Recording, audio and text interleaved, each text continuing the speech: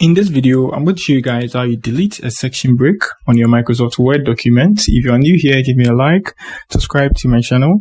So to do that, we need to find where we have a section break on our document. So we just tap on the paragraph button here at the paragraph section. The home tab here, you move to the side, we tap on that.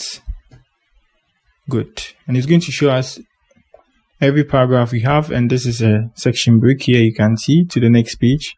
So to delete it, you are going to put your cursor here, right? Highlight it to the top, right, to the section break. Good. Now you press the delete button on your keyboard to delete it. Good. And that's it. We've removed our section break from the document. Simple and easy. So if you are new here, just give me a like, subscribe to my channel. Have any question? If you are finding it difficult to delete it, you let me know in the comment section. I'm going to help you out. That's it for the video. Peace.